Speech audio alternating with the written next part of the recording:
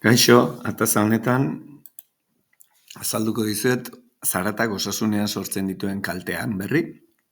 Hortarako lehenbizi entzumen organoa nola eratuta dagoen ikusiko dugu.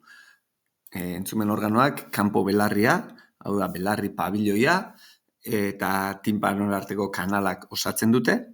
Ondoren erdiko belarria tinpanoak eta ezurtxo kateak osatzen dutena, eta barne belarriak kokleak eta entzumen nerbioak osatzen dute. Soinuak nola uhinak kanpo belarritikan sartu eta tinpanoraino iristen dira, haize vibrazio bezala, baina tinpanoan vibrazio solido bihurtzen dira, eta tinpanoak ezurtxoak mugitzen ditu, ezurtxoak elkar mugitzen dira, eta koklearaino iristen da transmisioa soinua.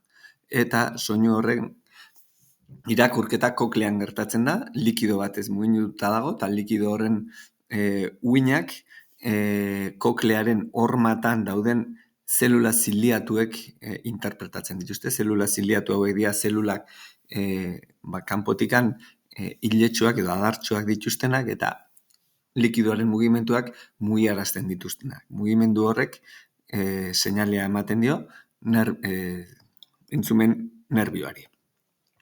Kanpo aldean frekuentzia altutako zelula ziliatua ditugu, eta zenbat eta barnerago frekuentzi bajuagoak. Horregatik frekuentzia bajuagotan naturalki daukagu nolabaiteko entzumen baxuagoa.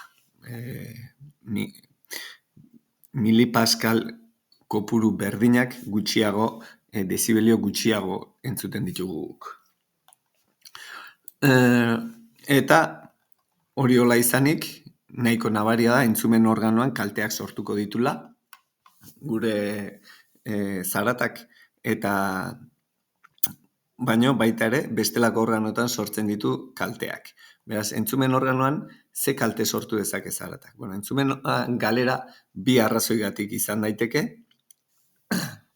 Bata da transmisioko gorreria tinpanoan edo ezurtxotan gertatzen da.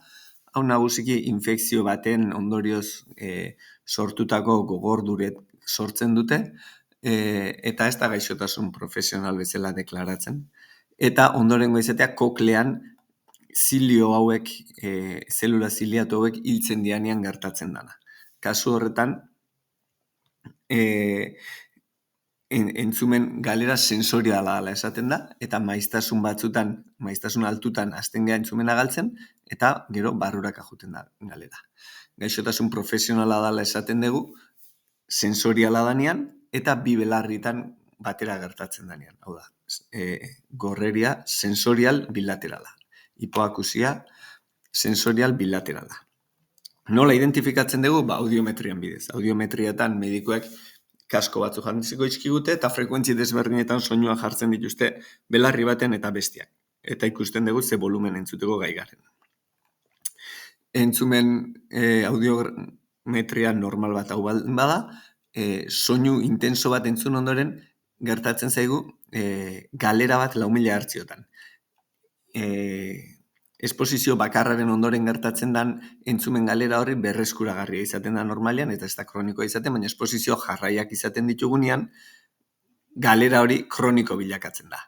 Eta hasiera batean 4.000 hertzioko eskotoma edo galera hori izateak ez du esan nahi komunikazioan zailtasunik izango dugunik, zetik komunikazioa 350 eta 3.000 hertzio bitartean gertatzen da.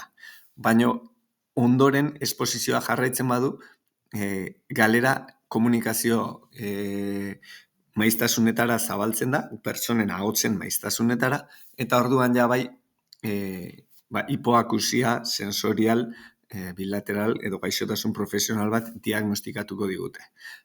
Horregatik, diagnostikoaren garrantzia, zenpein eskotoma 4.000 hertziotan identifikatzen denean, gaigea esposizioak kalte bat ari dela osasunean identifikatzeko, eta benetan komunikazioan galera bat sortu aurretik eta gorreria bat sortu aurretik lanpostua aldatu dezakegu edo neurriak hartu. Esan dedan bezala, entzumen organoaz gain, beste kalte batzuk ere sortzen ditu, eta, nervio sisteman sortzen ditun kalteak oso nabariak dira, neke sensazioa, lo egiteko zailtasunak, konzentratzeko zailtasunak, harreman sexualetan ere goraberak sortzen omen ditu, estres egoera baten antzeko zerbait sortzen du zaratak. Horrek lotura du baita ere, eragin hormonalak, digestioan eragindako ulzerak eta handitu egiten dira, aurtaileko azidotasuna handitu egiten da, arterietako presio handiago egiten da, eta eragin kardiobaskularrak ditu gure bihotz edo zirkulazio sisteman, eta arnas aparatu ere, arnas maiztasuna handitu egiten da, ansiedade egoera bat bezala sortuko balu bezala. Informazio gehiago bilatzen bazu, ikusiko zu, zaratari lotuta beste organo eta kalte asko ere azalduko diala, baina hauek dira nagusiak. Honekin bukatzen dut azalpena. Eskerrik asko.